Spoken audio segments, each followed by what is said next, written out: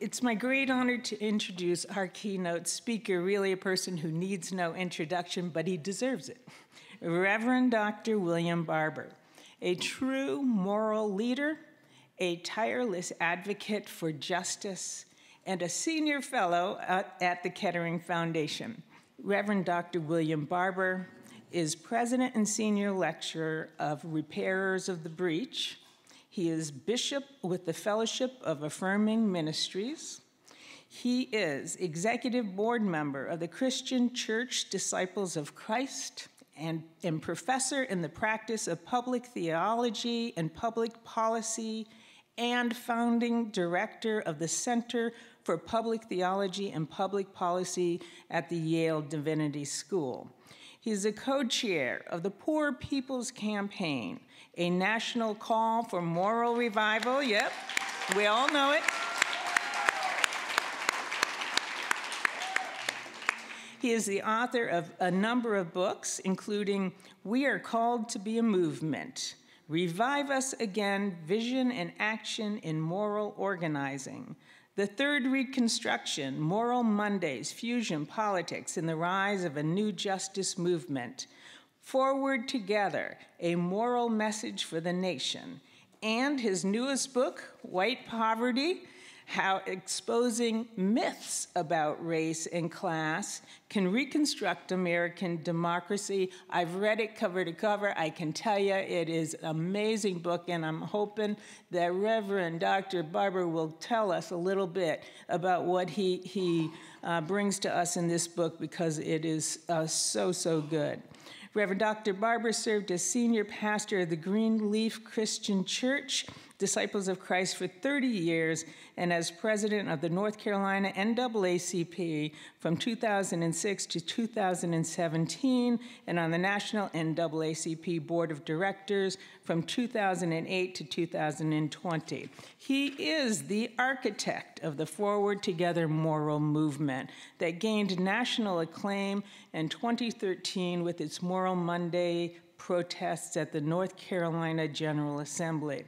In 2015, he established Repairers of the Breach to train communities in moral movement building through the Moral Political Organizing Leadership Institute and summit trainings as well. In 2018, he co-anchored the relaunch of the Poor People's Campaign, a national call for moral revival. He is a highly sought-after speaker. I can tell you that he has said yes to me more than once when I have asked him to share his talents.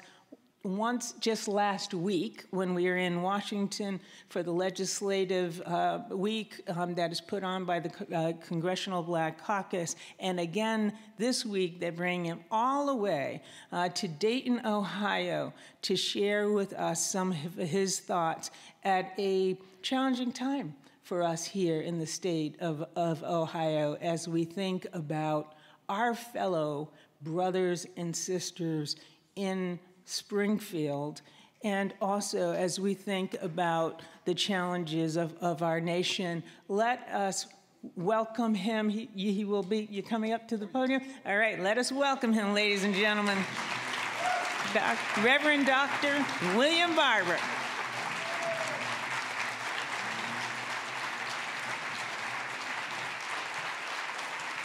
Thank you. That's my book. Oh, is this yours? Yeah. You can give it. I'll give it to you afterward. Okay, got it. Let's thank God for our CEO. Wow. And her willingness to share her stories. I'm a reader of biographies and autobiographies, particularly looking at the backstories, not just looking at people where they are, but where they have come through. Let us pray. Gracious God, eternal one, however you name you come to us, we thank you. We know that we can do nothing without your spirit, so help us and hold us, we ask. Amen. I am deeply humbled to be here and want you all to know that on Sunday at 2 o'clock, we are going to Springfield to have a prayer vigil with clergy. And I don't know if you all have an email listing for this group, but if I can get the press release to somebody, and then people can be sent it so that you can join us.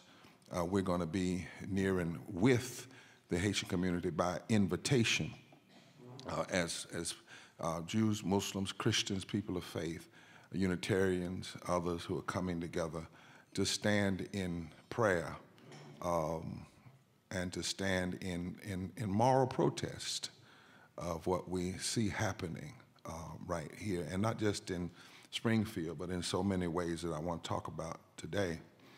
I'm so thankful for the Poor People's Campaign here in Ohio, and all of my dear friends, the ones who's on your panel this morning, and just honored to be here even in these trying times. I think some of us must decide, particularly with our age and our graying hair, that we must have been born for this time. God's letting us hang around for such a moment as this. I want to tell you an American story today,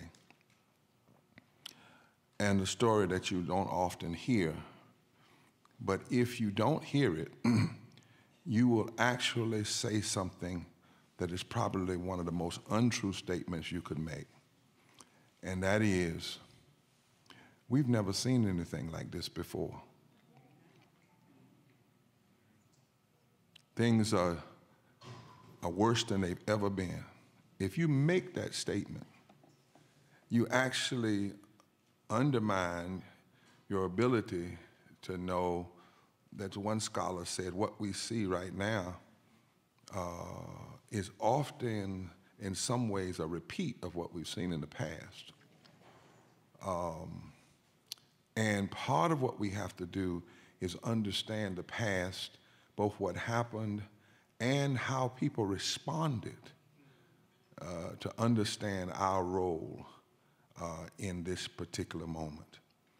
And so I want to talk about Reconstruction and resurrection, not deconstruction and insurrection. Those are always the choices before us in this experiment called American democracy. America is a democracy that has needed a lot of work throughout its existence, because often, as one preacher said, America has had a high blood pressure of creeds, but an anemia of deeds. So over and over and over again, each succeeding generation has had to engage in some form of reconstructing the country, the nation, and resurrecting our deepest ideals over and over again. Because the role of division, the role of classism and racism have played a constant role in trying to deconstruct our written desire. For instance, we said in the Constitution, one writer says it was the finger of God that was really at work in the Declaration of Independence and the Constitution, because it wasn't just the men who were there. Notice I said there were no women. It wasn't just landowning men, because at that time white non-landowning men couldn't vote either. But they would not have written some things that was written because they actually wrote into the Constitution a way to change it, which says that the finger of God was at work, in my estimation, because they knew when they were writing some of this stuff it was wrong. Or at least God knew, the divine knew. So we wrote, "We the people of the United States, in order to form a more perfect union." Right there is a key that they knew we were not perfect. It was a confession from the beginning. In order to form a more perfect union, establish justice, ensure domestic tranquility, provide for the common defense, promote the general welfare, and to secure the blessings of liberty to ourselves and to our posterity, do ordain and establish this Constitution of the United States. And notice they used the language which is the watchword of this democracy, which is whenever you hear a politician or someone wanting to lead us stand up and say, I can do this, I can fix this, they have just violated the first principle of our Constitution morally, because the watchword is we. It's not I. In fact, before the phrase about moving forward became popular in the current news cycle, in Repairs of the Breach brought to the Poor People's Campaign a phrase, forward together. You see how they know it? That's all I have to say. Forward together. Right. Because we recognize that the great watchwork, the great hope of this democracy is not what I can do, but what we can do when we work together, stand together, struggle together. Our Declaration of Independence has some high and lofty hopes. Actually, the Declaration of Independence declared that reconstruction and change is a necessity of citizenship and a necessity of democracy itself. The Declaration of Independence actually says that there has to be in every generation a group of people who are willing to reconstruct things when this nation gets off course. Listen to these words. That to secure these rights, what rights? Life, liberty, and the pursuit of happiness. That to secure these rights, governments are instituted among men, deriving their just power from the consent of the governed, that whenever any form of government becomes destructive to these ends, it is the right of the people, it is the duty of the people to alter it or abolish it and to institute new government. Right in the Declaration of Independence, we are instructed that a part of our citizenry is not to moan and cry and say, oh, Lord, what can we do? Oh, it's so bad. No, a part of our moral, politically moral function as citizens is when there is forms of government and policies that violate the fundamental principle of life, liberty, and the pursuit of happiness for everybody. We are called to either alter it, abolish it, but never to apathetically accept it. Our national hymn even says that. Listen to this line. Oh, beautiful for pilgrim feet, whose stern, impassioned stress a thoroughfare of freedom beat across the wilderness. America, America, God mend thine every flaw. Right in that national hymn, there is a prayer that we will constantly be working on our flaws as a nation, that we will not live in some weird place of American exceptionalism that doesn't need any kind of correction. God mend thine every flaw. John J. Chapman once wrote, talking about the development of American history, he said, let us consider that the first 50 years of our national history, there was never a moment during this time when the slavery issue was not a sleeping serpent underneath the table of every conversation. He said, in the first 50 years of our history, the issue of slavery laid coil under the table during the deliberations of the Constitutional Convention of 1787, and it poisoned every consideration. From our Declaration of Independence in 1776 to the start of the Civil War in 1861, slavery posed a fundamental contradiction to our American identity. And the poison continued to flow in the veins of the nation. We said on the one hand, all men are created equal, and yet at the same time, we allowed slavery. And then he says, unable to resolve differences over slavery, our founding quote-unquote fathers avoided mentioning the word in our Constitution. This is how, in the American story, we have fooled ourselves. Slavery is not in the Constitution. And yet it was protected by law. It was protected by law. Race was a created reality. It was designed not because somebody didn't, as Ibram Kenan said, it wasn't that somebody disliked people and then decided to write laws.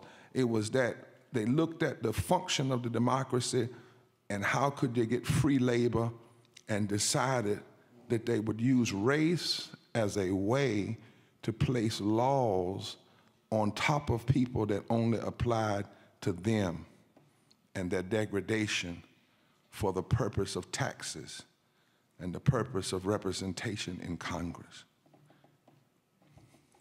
You know why I'm so against any law that's written to oppress people, whether it's a law written to oppress the LGBT community? It's because as an African American, and I'm also Native American, I'm Tuscaroran, and part of my family is Caucasian, but when I'm stopped at night by the cops, I'm clear that I'm African American. I know what happens whenever you codify discrimination. That's why I have to stand up against it. And when I see somebody wanting to write a law against women or a law against the LGBT community, people always say, well, Rabbi, why are you involved as a black man, as a preacher?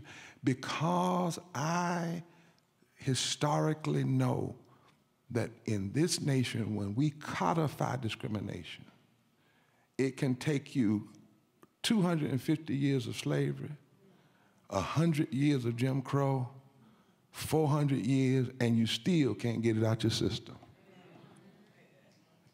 That is why we have to stand against the codification of discrimination and unequal treatment against anybody.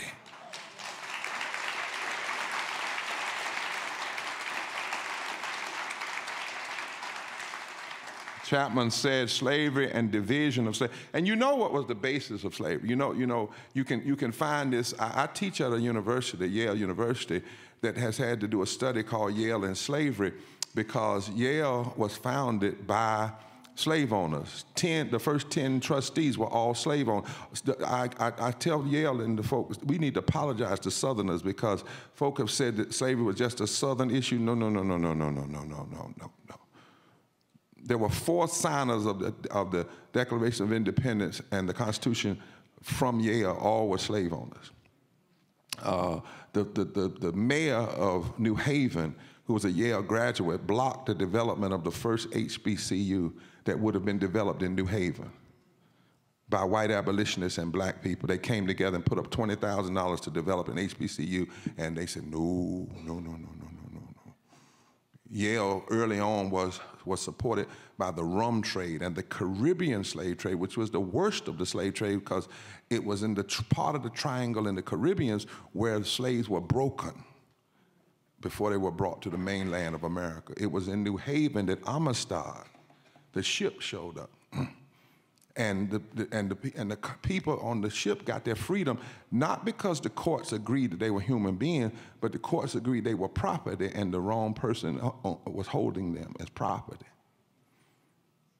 But if you go into Stacks and look at the writings of Jonathan Edwards, who led the First Great Awakening, but who was also deeply involved as an apologist for slavery, you start finding out what was the basis of this division of race being created. And there were 5 things. The first of them is sick sociology. Sick sociology suggests that some people, we can be around each other, but somebody has to be up and somebody has to be down. And then bad biology. That is that skin color determines brain size. And then evil economics. That is the end justifies the means. So if the end is money, it doesn't matter how you make the money. And then political pathology, and that is when every decision that you make considers how do we hold on to this division? How do we hold on to this system? But here's the one that we don't deal with enough, and why so much division around race persists. It is heretical ontology. And that is the notion that God intended it to be like this. So that racism is not merely a political issue, it is a religious issue. For some people, racism is their religion. Division is their religion. Hate is their religion. Tearing people down is their religion. And racism is not just against black people, it is against democracy itself.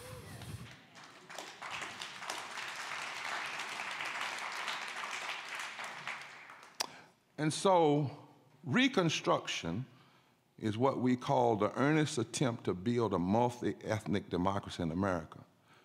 But let's walk through this story of America from the perspective of Reconstruction versus deconstruction. Let me take a moment, if you will. Let's turn this into a classroom. And I'm going to lecture for a minute. We had a civil war. 600,000 people died. It lasted 4 years. Don't ever forget that. America went to war over division, over race. And you can't ever forget the connection between race and class. America went to war, but I don't know if you know that the white slave owners passed legislation to keep their sons out of the war. They said that if you owned so many slaves, your son didn't have to go to war. So it was in the war that many poor white people figured out they were being used. And that factors into some of the Reconstruction later on, when poor whites and poor blacks come together after the Civil War to reconstruct society. Now, by 1960, you should know, 1860, you can never separate race from class. People ask me, is it race or is it class? I say it is. In this democracy, you can never forget that by 1860, 2 of every 3 of the relatively few Americans whose wealth surpassed $100,000 lived in the South. They lived below the Mason-Dixon line. New York at that time had fewer millionaires than Mississippi. South Carolina was the richest state in the Union because of Charleston and because of the port there. The source of Southern wealth was staple crops like cotton, produced by enslaved men and women and children for world markets.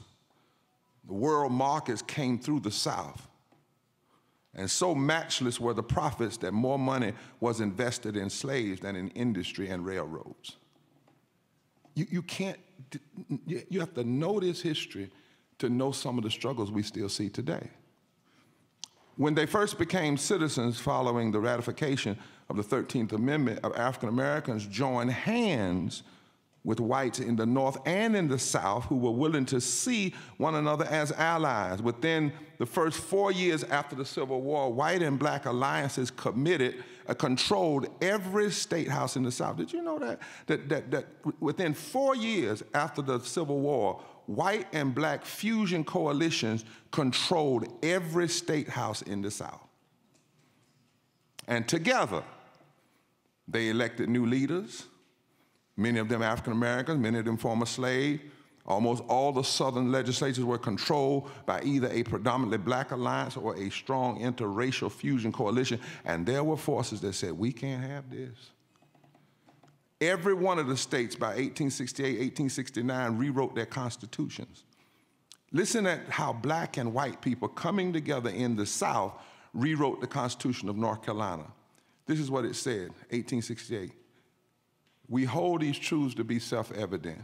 This is the preamble, that all persons, notice, persons, not men, this is 1868, all persons are endowed by their Creator with certain inalienable rights, among which are life, liberty, the enjoyment of the fruit of their own labor, and the pursuit of happiness.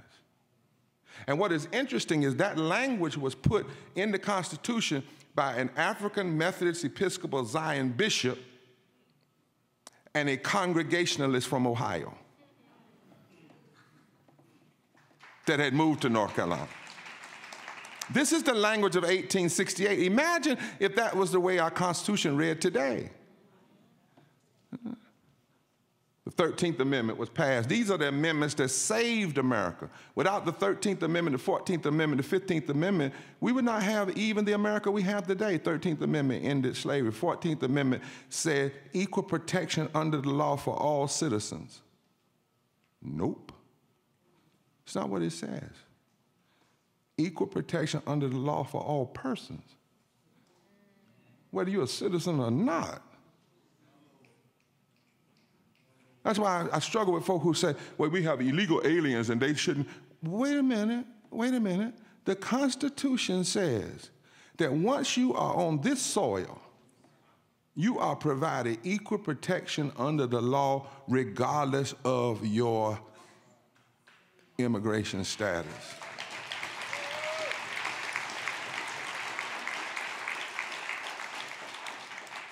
I'm not supposed to be lying on Haitians or lying on Mexicans or lying on anybody or mistreating people.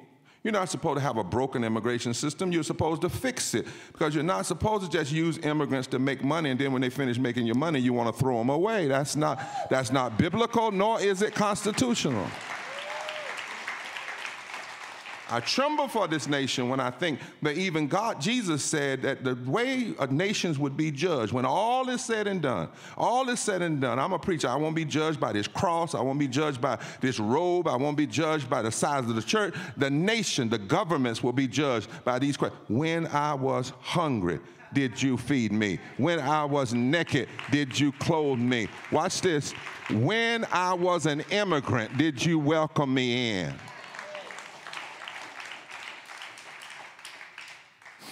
These fusion coalitions in the 1800s, between 1865 and 1870s, they built the first public schools, they rewrote state constitutions, they began the process of labor rights. Do you know black and white people were working together in labor unions in Birmingham, Alabama in the late 1800s? The Knights of Labor went to the South. But about 4 years into this, the experiment of the first Reconstruction faced a powerful, immoral opposition, and you have to understand that opposition then to understand some of the struggles we're having now. Many of the former Confederates saw black citizenship and fusion interracial alliances as inherently illegitimate. So they organized the Klan, the Ku Klux Klan, to first terrorize white people. That was the role of the Klan first, to terrorize white people who were working with black people. And it was a political group. Over in Indiana, there was a time when the Klan ran the government. In Indiana, they were the biggest political power bloc in the country. It was about power. It was about deconstruction. They attacked white leaders. They attacked Jewish leaders working with black folk. They attacked black leaders. And so-called extremists began, they also the time that they started wailing against taxes. The whole issue of cutting taxes began to start when tax money was used to provide public schools for black and white children. We got to know this history. All the argument about you got to cut taxes. It was designed to say, disembody the government so that the government cannot carry out Reconstruction. Deconstruction went on through the state governments. They wanted to keep fusion coalitions. Somebody say fusion coalitions. They didn't want to expand opportunity. They did not want an enlargement of democracy. They didn't want black men voting. They didn't want people who didn't own land to vote. And all of this stuff changed with the 15th Amendment. It didn't change for women yet. That's the 19th Amendment. But for black men and women, men who didn't own land, and white men who didn't own land, they owe their participation in government to the 15th Amendment. And there were forces that did not want people voting. When you hear people today saying, there was a politician recently say he didn't want everybody voting, he's harping back to this philosophy of deconstruction. The enemies of the first Reconstruction, guess what they also did? They slowly took over the courts. They slowly took over the courts. And watch this. In 1875, America passed the Civil Rights Act, which basically shut down all the, if we had just stayed with the 1875 Civil Rights Act, you wouldn't have had the 1960s, you wouldn't have had Jim Crow, you wouldn't have had none of that. That's why Dr. King, when he stands at the March on Washington and he opens like this, he says, but 100 years later. What he's really saying to the nation is, why are we dealing with this again? We passed the Civil Rights Act of 1875 that made it a felony to discriminate.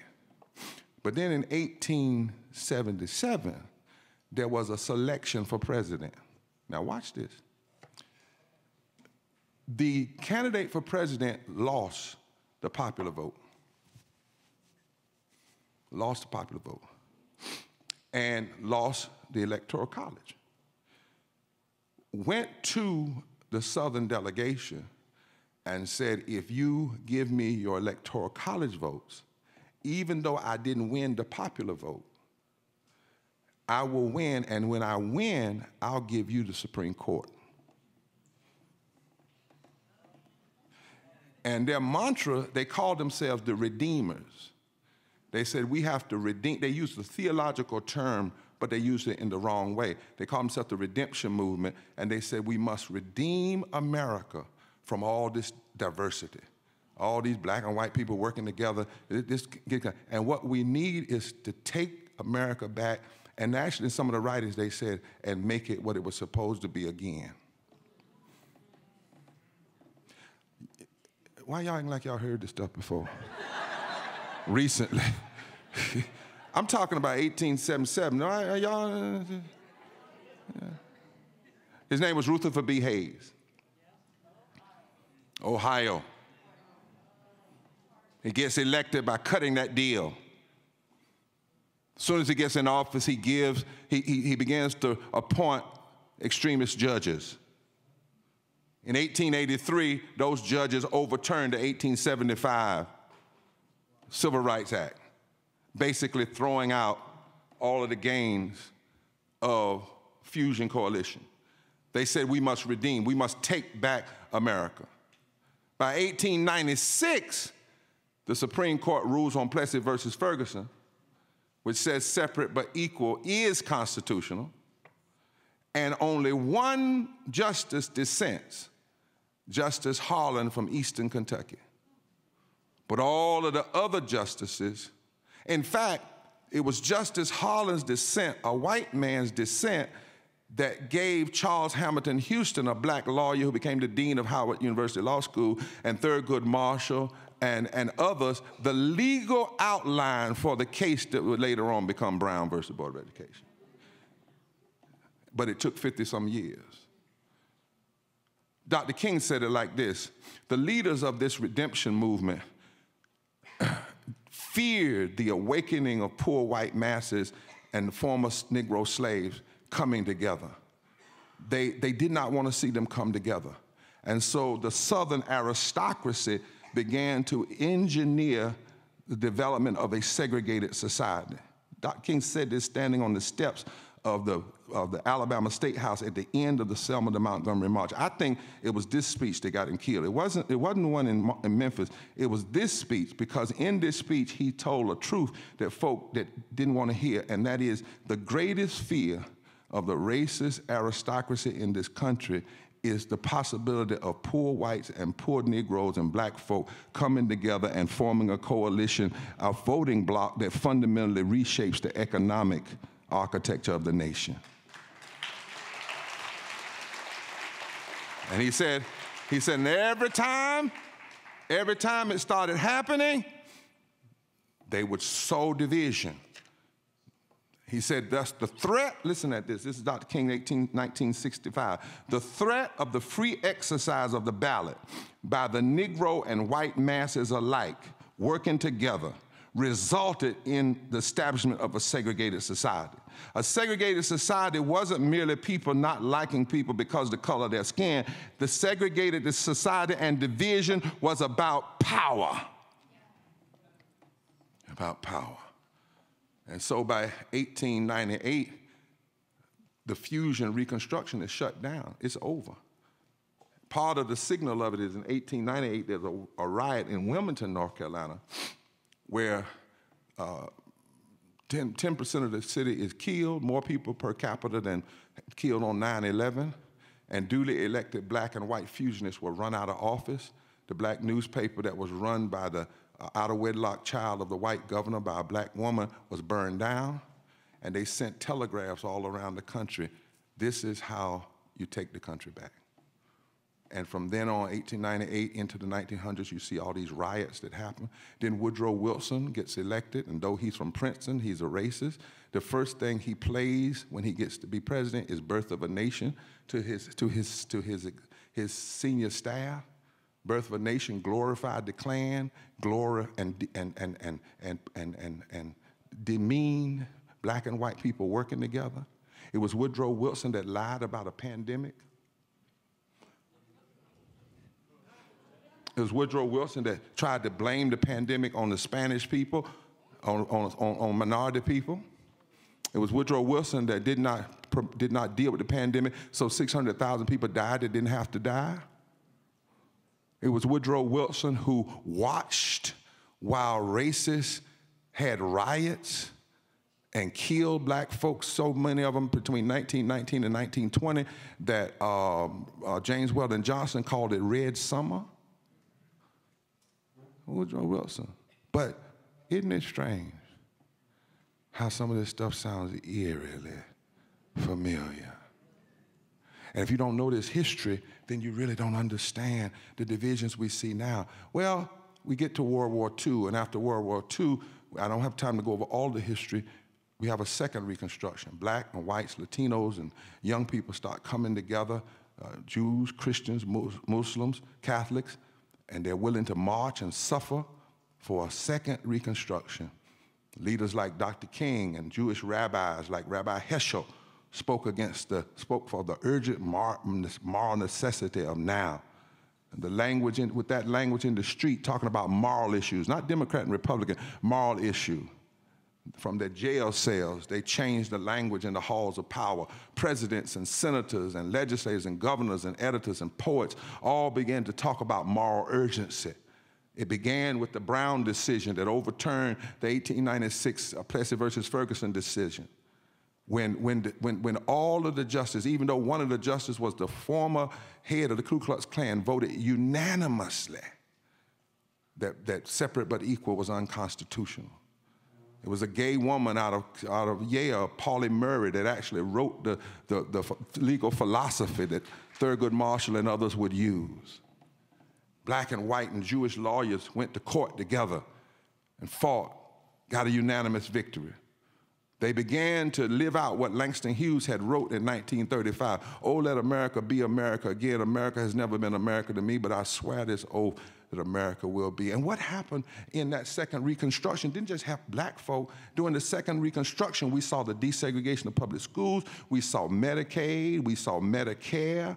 We saw the expansion of Social Security, because when Social Security was first put in place in 1935, 50% of white women couldn't qualify, because if you were in the agrarian culture or you were in the domestic culture, you could not pay into Social Security. But in 1954, Social Security was expanded, included women, minorities. The economic opportunity, the war on poverty, the Civil Rights Act of 1964, which has benefited white women and black folk and Latino women, and then the Voting Rights Act of 1965. That said you couldn't use racist ways to continue to control the vote. Allowed blacks to get elected, but it also allowed fusion coalition candidates to get elected, regardless of their color. The increase in the minimum wage. Did you know at the March on Washington, it wasn't just come by y'all black folk getting together. It was a diverse group. It was labor and civil rights. And you know what the first agenda item was? Raise the minimum wage by 75 cents to $2 and index it with inflation, which if that had happened, the minimum wage would be about $20 an hour today. But oftentimes when we remember these days, even on King Day, we don't talk about this dude. We don't talk about it was Bayard Rustin, right? Who brought people together when the civil rights movement was failing and falling off. He brought people together. We don't talk about that it was a fusion coalition. We don't talk about the fact that it was about civil rights and educational rights and economic rights. We don't talk about the fact it wasn't about one person speaking. It was because in 600 cities around the country, people were mobilizing and organizing like you're doing here today. And they joined together in that great march, but it wasn't just a march because there was a march before August 28th. August 28th was the anniversary of the death of Emmett Till.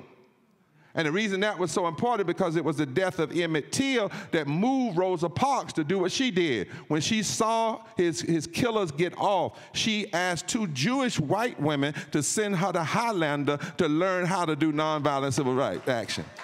And she brought that back to Montgomery. If you think that Montgomery just happened because she got, I'm so tired one day. If you think it happened, no. There had been a lot of work. There had been a lot of people even before Rosa Parks that had moved. But something happened in 1955 because it was a reaction to Emmett Till's death, and Emmett Till killing was a reaction to Brown versus Board of Education. Tell somebody, say, you got to know this history. Huh?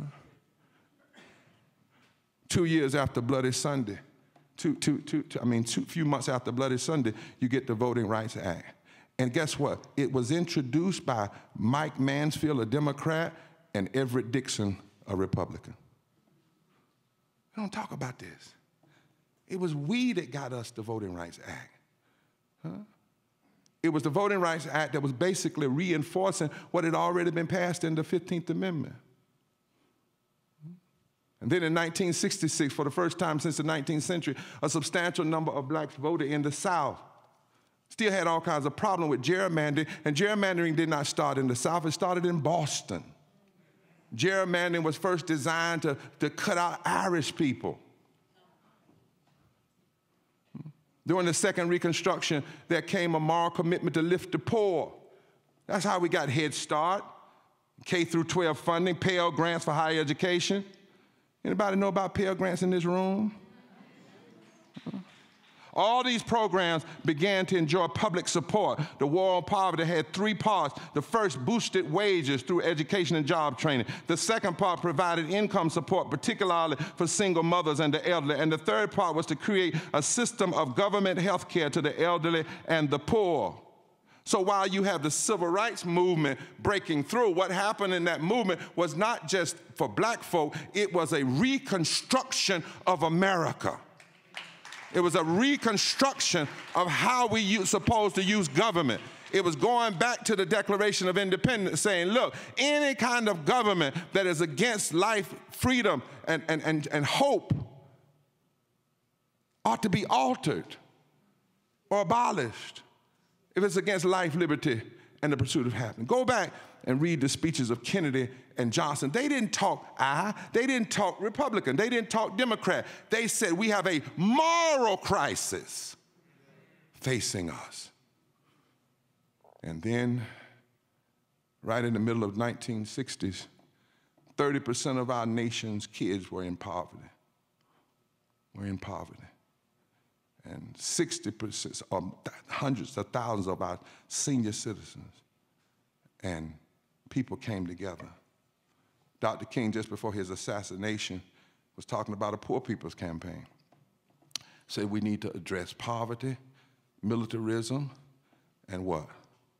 Anybody else? Racism, as 3 issues in one. Stop the separating. Stop black people over here and white people over here and brown people over here, and let's come together on these 3 issues that were the triune evils, hurting and deconstructing America. And we were getting there. And then here comes the redemption again. There was a reaction, a reactionary to that, extremist. Now they called themselves at this time the New Right. And they revolted against the second Reconstruction. They turned to violence and terror. They killed 4 little girls in Birmingham. They killed Swanner, they killed Cheney, they killed Goodman, they killed Malcolm. And the reason I say killed, they killed Kennedy, because as Dr. King said, it wasn't so much about who killed them, but what spirit, what political attitude created. Do you know it was in 1963 when George Wallace was spewing his division, segregation yesterday, today, and tomorrow, a governor talking like that. By the end of that year, Medgar was dead, 4 girls in the church were dead, and Kennedy was dead. The Bible teaches us that the power of life and death is in the tongue. And whenever you have leaders spewing division, this is not new. And we have to remember that so that we understand what we're seeing today and how dangerous it is and why we cannot just let it pass, nor can we say, it's never been this hard before. It's been harder than this before, and that's why if we come together, we can turn it around. It's actually been harder. Let me share this and I'm through. You had all of these attacks. But one in particular was developed by a guy by the name of Kevin Phillips. Now, I'm not talking partisan, I'm just talking history. I got the footnotes, I know how to swim in deep water. So if you want to question it and say I'm partisan, I can show you what books to go to. But George Wallace almost won. You know, he got shot, but he almost won. And Kevin Phillips went to Nixon. Kevin Phillips was a Nixon campaign aide. And he said to President Nixon, I know how to win. I know how to win. But the secret, this is what he said now, listen. The secret to American politics is knowing who hates who or how to make people hate one another. And you must engage in positive polarization. Listen now. He also joined up with Atwater, who would manage George Herbert Walker Bush's campaign in the 1980s. George Herbert Walker Bush deployed an ad called Willie Horton.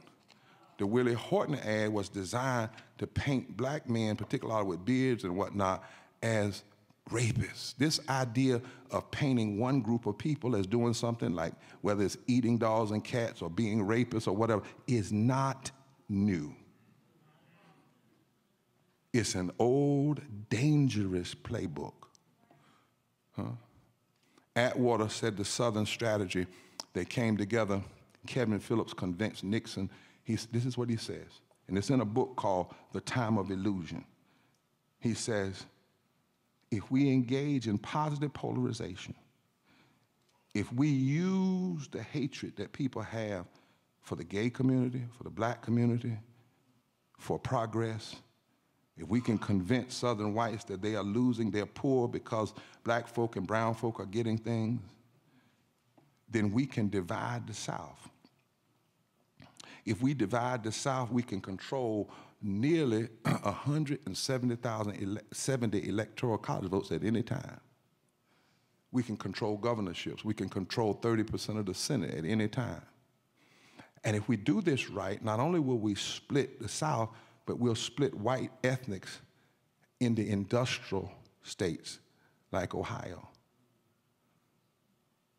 and Michigan and Wisconsin and Pennsylvania. And we'll split the ethnic groups in New York. We can turn the Jews and the Negroes and the Irish against one another. And if we get caught, we'll lie and say we didn't do it. This is actually written down. We'll actually say we didn't do it. And they played that Southern strategy. Nixon used it.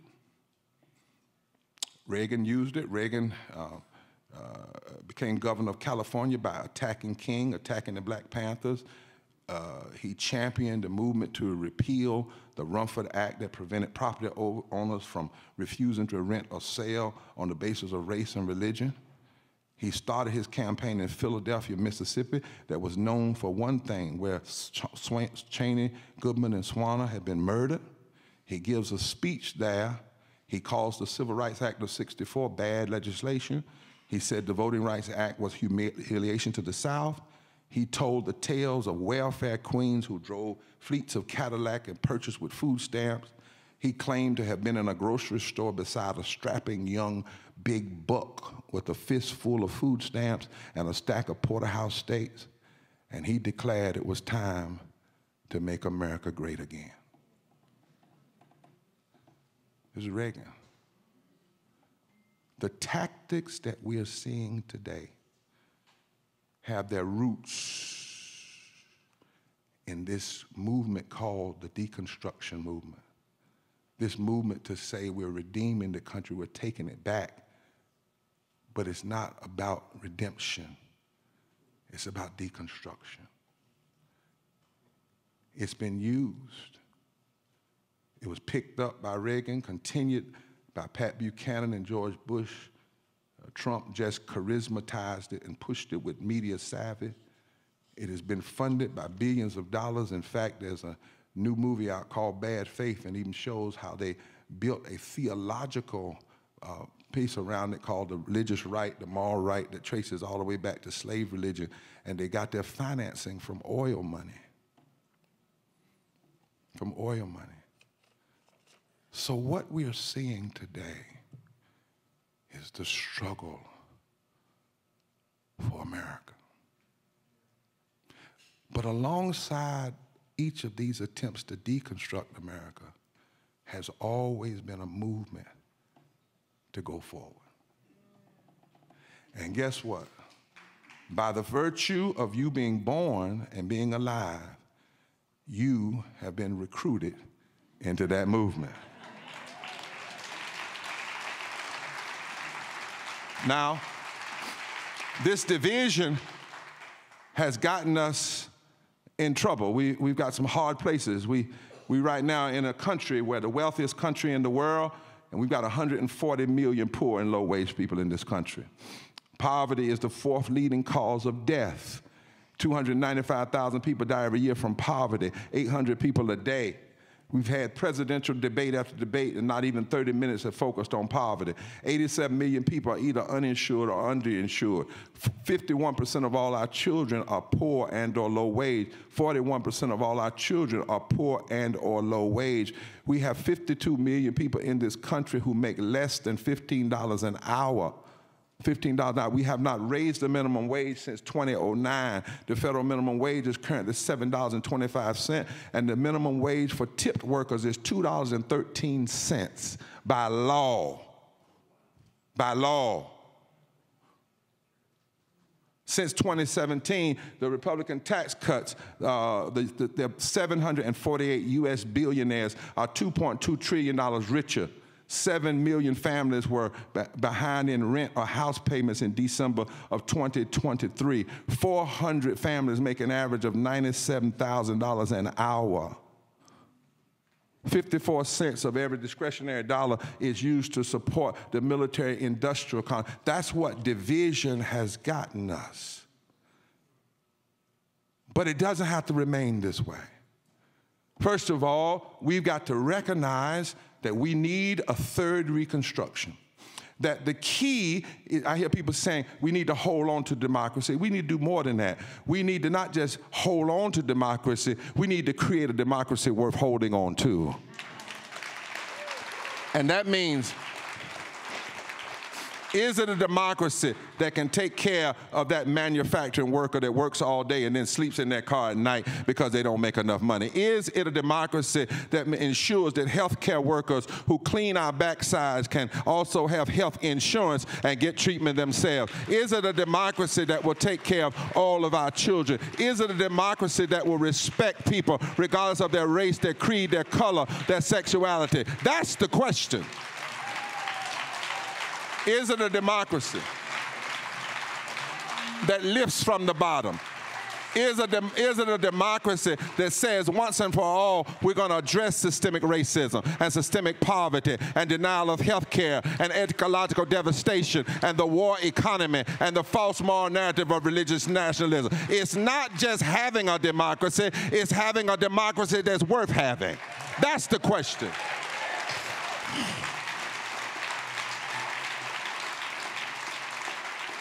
And then the second thing, we have to understand we've been called in this moment to a third Reconstruction because the cost of division and the cost of inequality is too high. Child poverty costs us $1 trillion a year. Unstable housing costs us $100 billion a year. Hunger cost us $160 billion a year. Public assistance costs us $163 billion a year. Much of it we wouldn't have to have if we just pay people a living wage and they could take care of themselves. Mass incarceration cost us $175 billion a year, and if we put that money in education, we wouldn't be locking up folk, we would be lifting up folk. A broken immigration system costs us $123 billion a year. And since these folk who don't want to fix the immigration laws need to understand that if by the laws they want to implement, their own grandmamas wouldn't have been allowed in the country. So what we need to do is fix our current health care system. Costs individual $1.6 trillion.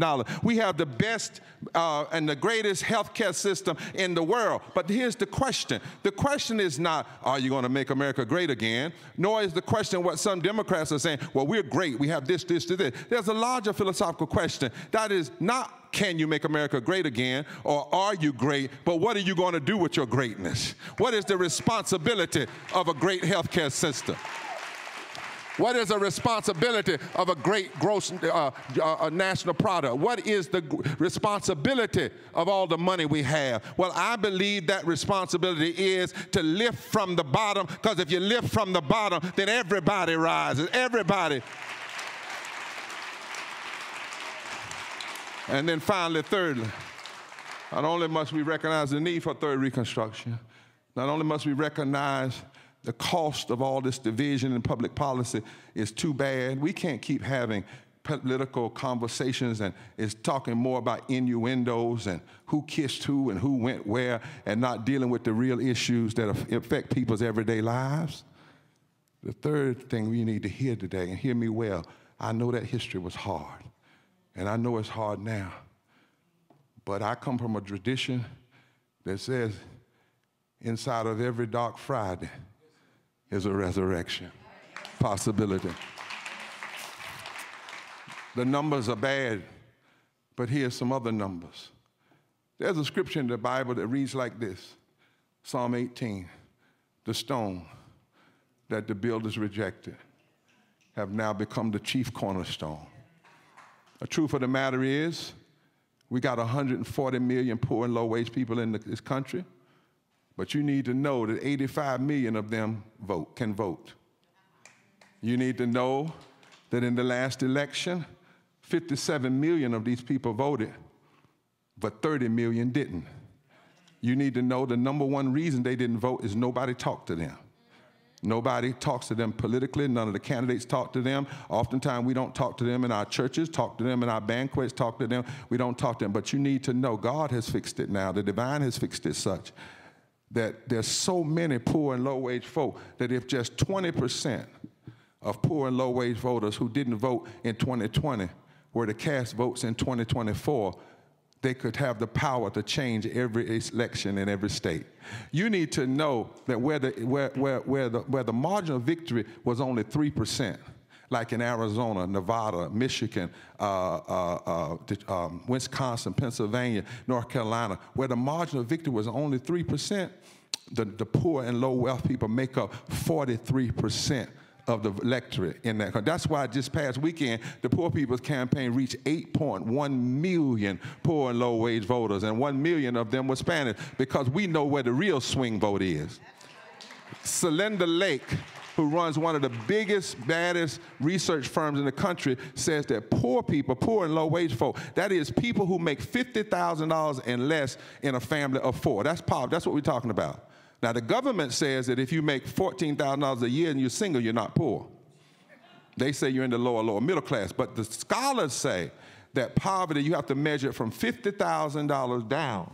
In a family of 4, that's poverty and low wealth. In that group, the majority of those folk vote progressive when they vote. The number one reason they don't vote is people don't talk to them. There was a study done about sermons in churches, and even though Jesus started his ministry with the poor and ended his ministry with the poor, the foundation studied 50,000 sermons in pulpits in America, and not 1% of them were about the poor. But if we talk to the stones that the builders rejected, the stones that the builders rejected have the power. Why do you think there's been 1,000 voter suppression cases since 2013? It's because somebody recognizes that we have the power right now to begin a third Reconstruction. Right here in Ohio, poor and low-wage folk make up over 40% of the electorate. And so when we do our movement, we ought to be touching poor and low-wage folk, not just saying vote for a candidate. What we ought to do is show them where the candidates voted on living wages and show them where they voted on health care. And don't tell them where to vote. Just show them where people have voted.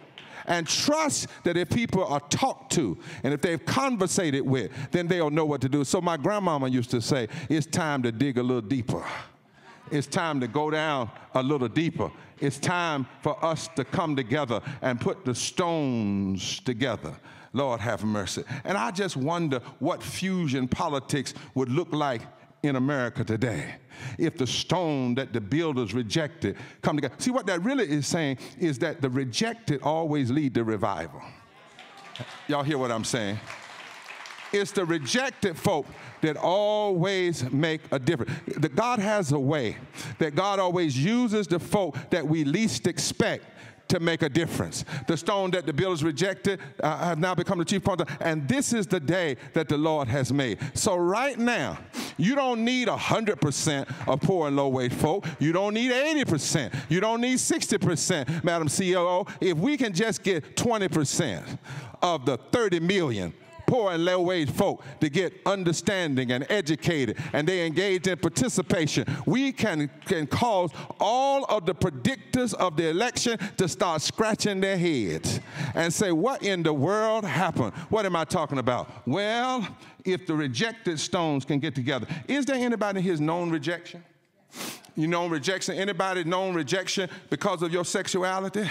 Come stand with me. Anybody known rejection because of where you were born? I need somebody to be honest and come stand beside me. Anybody known rejection because people tried to hate you to feel good about themselves? Anybody known the rejection of hate? Come on up here. Anybody known rejection because of the color of your skin? Come on here. Anybody known rejection because you had to make a decision about abortion? Anybody known rejection because of your gender? Anybody known rejection because of your faith? Somebody rejected you because of your faith? Anybody known rejection because of your lack of faith? Anybody known rejection because you don't just go along to get along? Do you see what's happening? The truth of the matter is our rejection connects us. And I want you to understand right here. I want you to understand that if all these stones get together and these stones join hands, if the hands that once picked cotton join the hands of Latino hands and join the hands of progressive hands and join the hands of faith hands and labor hands and Asian hands and native hands and poor hands and wealthy hands and gay hands and straight hands and trans hands, and if we all get together and if we even get some of our confused friends to come on over here and honor their rejection too, we have the power to turn this nation around. We have the power to change this nation until every child is educated, until women are respected, until everybody has affordable houses, until we have voting rights, until we save the world rather than blow up the world. We have the power if we just come together, and I want to test it. How about you?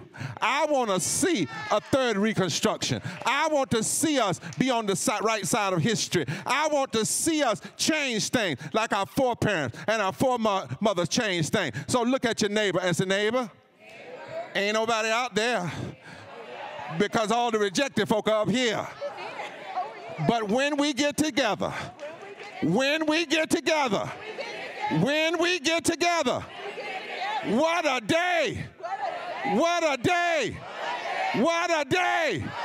What a day of justice it will be! Hallelujah!